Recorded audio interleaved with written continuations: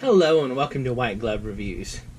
In this video, we're going to be taking a look at another multi-pen, and this is the rOtring Quattro-Pen.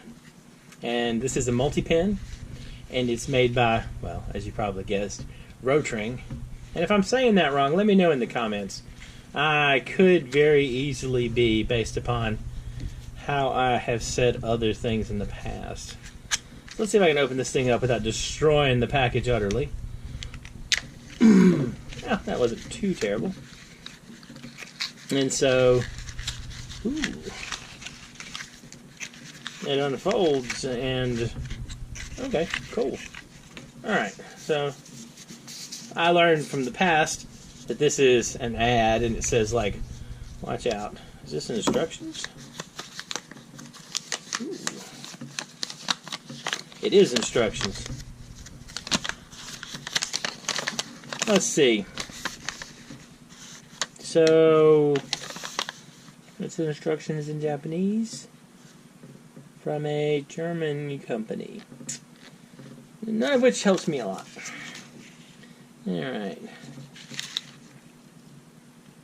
Alright. So, it's 0.5mm lead, blue, black, and red ink. I'm trying to see if I can find a made in anywhere. See where this is made. It is... Rotring is a blah blah blah school in Germany. I don't know. I don't know where it's made. Okay. It feels good and solid.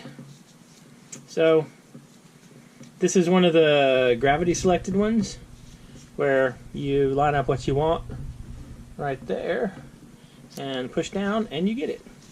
So this is the rOtring Quattro, Q-U-A-T-T-R-O pen. This is a Quattro pen, right? Yeah. They haven't spelled Quattro according to how they spelled it. Alright. So, that's not too bad. How do we make it go back in? Oh, okay. So you press the clip. It's kind of neat. Let's try the blue. rOtring. Pen. Alright. I don't know how I feel about the clicky thing in the clip.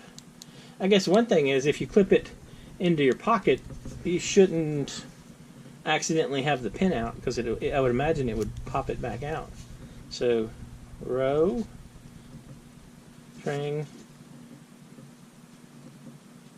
two T's in Quattro, pen. Alright, that doesn't write too bad. And let's try the lead pencil.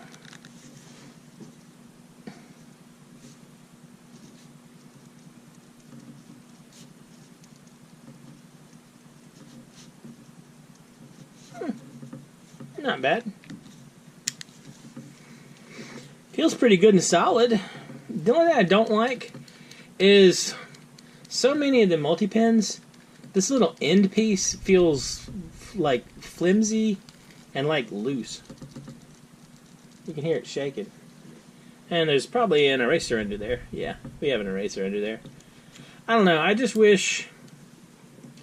wish that I would even give up the eraser just to have this piece be more solid feeling.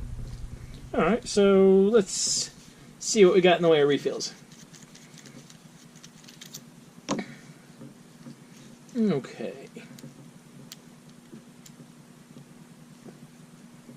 Why can't I get hold of that?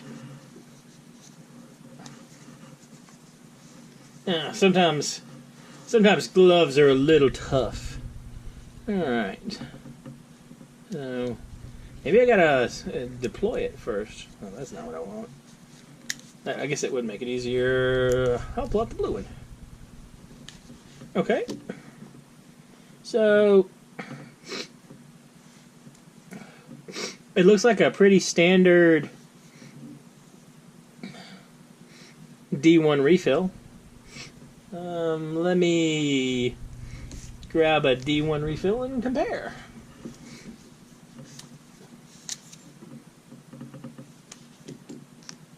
Yep. They look to be the same. Alright. It's good to know. So you should be able to get away with using whatever D1 refills you prefer. Let me stick this one in here. Ah, that's kind of cool.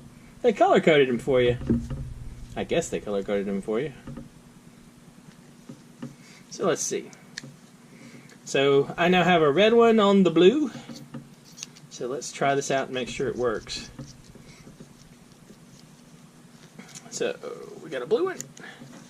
And this is red test. D1 refill. Oh, okay. Tell you what, this pen feels really good. And it's all smooth, and I really kind of like that. I know that just makes me a little, I don't know, interesting. But I do generally prefer the smooth texture stuff to the things with. Alright, let me fix these things back so they're all back the way they were.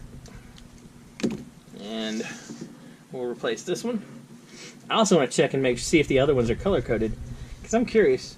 See right there, it has blue bands around it.